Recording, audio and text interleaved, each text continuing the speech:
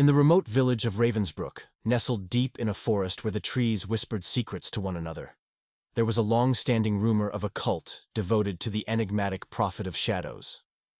However, for Timothy, an urban journalist visiting Ravensbrook to escape city life's relentless pace, the rumors were a curiosity that begged to be unraveled. Equipped with his camera and notepad, he aimed to capture the essence of this mysterious village. As he wandered deeper into the forest, the trees grew denser, the undergrowth thicker, and the light dimmer. He stumbled upon an ancient stone structure covered in moss and vines. It appeared to be a long-forgotten altar, with cryptic symbols carved into its surface.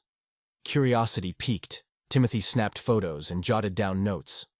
The atmosphere grew heavy, a silence more profound than what he had encountered before. He approached the altar, his hand brushing against the cold stone. "Beware the prophet's truth, for it brings only shadows," he read aloud, a chill running down his spine. As he turned to leave, a twig snapped behind him. Timothy whirled around to see a group of villagers, their eyes wide with a strange mix of fear and fervor. They wore dark, tattered robes and carried lanterns, casting ominous, flickering shadows. "You should not have come here," one of them intoned, stepping forward. An elderly woman whose piercing gaze now seemed more sinister than welcoming. "The prophet of shadows does not forgive trespassers." Timothy's heart raced. "I didn't mean to intrude. I was just curious." "Curiosity is dangerous in Ravensbrook. You have uncovered what was meant to remain hidden." Without warning, the villagers seized him. He struggled, but their grip was iron strong. They dragged him deeper into the forest, to a clearing illuminated by torches. At its center stood a massive stone statue of the prophet of shadows, its eyes dark voids that seemed to pull in the light. The villagers formed a circle around Timothy and began to chant in a language he didn't recognize. The intensity of their voices rose, the shadows cast by their torches dancing wildly. She stepped forward, holding a ceremonial dagger. "You have glimpsed the truth of the prophet," the old woman said, her voice resonating with dark authority. "And now, you must serve him in the shadows." Panic surged through Timothy. "Wait, I can leave. I won't say anything, please." But his pleas fell on deaf ears. The chanting grew louder, the shadows closing in around him.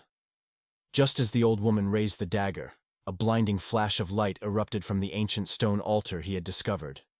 The villagers stumbled back, momentarily blinded. Seizing the moment, Timothy broke free and bolted into the forest. Branches whipped at his face, roots threatened to trip him, but adrenaline propelled him forward. The villagers' shouts echoed behind him, their footsteps a relentless pursuit. He burst into a clearing, only to come face to face with an ancient, crumbling mansion that seemed to materialize out of the shadows. With no other options, Timothy rushed inside, slamming the heavy oak door behind him. He leaned against it, gasping for breath, listening as the villagers' shouts grew distant. Inside the mansion, cobwebs adorned every corner, and the air was thick with dust and decay. Timothy crept through the dark, silent hallways, his heart pounding in his chest. He stumbled into a grand library, its shelves lined with old, leather-bound books. Something about the room felt oddly comforting, a stark contrast to the terror he had just escaped. As he scanned the spines of the books, one tome in particular caught his eye: Prophecies of the Shadowed One. With trembling hands, he opened it, hoping to find answers.